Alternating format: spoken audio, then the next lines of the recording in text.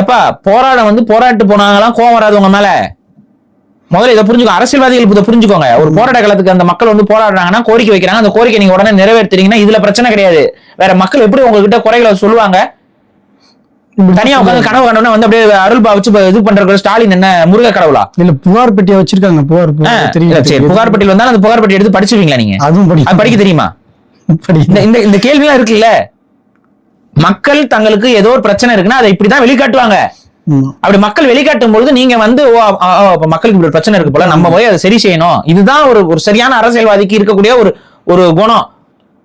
நான் மக்களுக்கு நல்லது பண்றேன், ஆனா இந்த மாதிரி கண்ணு முன்னாடி நடக்கிற அயோக்கியத்தனத்தையும் அப்படி யார் பண்றா? வெறும் காவல்துறை மட்டும் பண்ணிட்டுதா? காவல்துறைக்கு வேற எந்த இன்ஸ்ட்ரக்ஷன் இல்லாம தான் காவல்துறை இதை பண்ணுதா?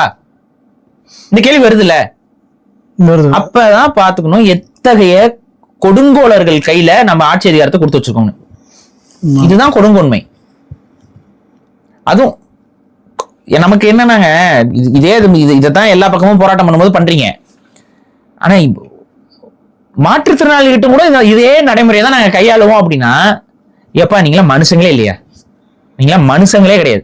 உங்ககிட்ட எல்லாம் இந்த ஆட்சி அதிகாரமா இருந்துச்சுன்னா நீங்க சாத்தான் கையில் இருக்கக்கூடிய ஆட்சி அதிகாரம் தான் இது. இது கேள்வி கேட்க முடியல, ஆனா 1000 வருஷத்துக்கு பின்னாடி போயிடுறாங்க.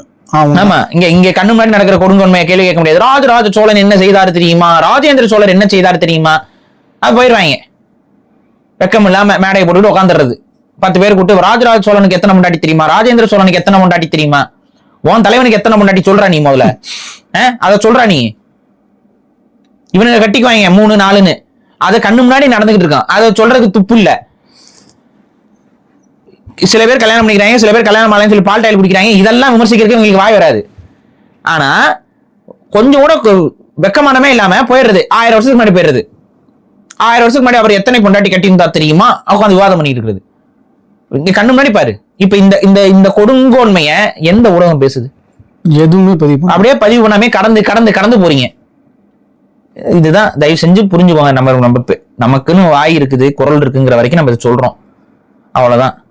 ஆனா ஏறி மிதிச்சுக்கிட்டு போயிட்டு இருக்காங்க.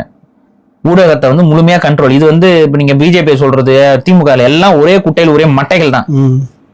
நம்ம எது மாற்று கருத்து சொன்னோம்னா எதிர்கருத்து சொன்னா பாஞ்சி கடிக்கிறது. இந்த அரசியல்வாதிகளா மாறினாவே இதை தலையில கொம்பு முளைச்சுக்குமா என்னன்னு தெரியல. எல்லாருமே அப்படிதான் பிஹேவ் பண்றாங்க. இதுக்கு எந்த கட்சியும் விதிவிலக்கெல்லாம் கிடையாது. ஒரு உண்மையான அறமான தலைவர் இந்த மண்ணில் இன்னும் வரலங்கிறதுக்கு இதுதான் எடுத்துக்காட்டு. எல்லாரும் இப்படியேதான் நடந்துக்கிறாங்க. அதுல ஒரு படி மேல போய் திமுக, நாங்கன்னா சும்மாவா, நீ என்னவா வேணாலும் இரு, உன்னால முடியாம கூட இரு, மாற்றுத்திறனாளியா கூட இரு. இதுல கொடுமையிலும் கொடுமை என்னன்னா,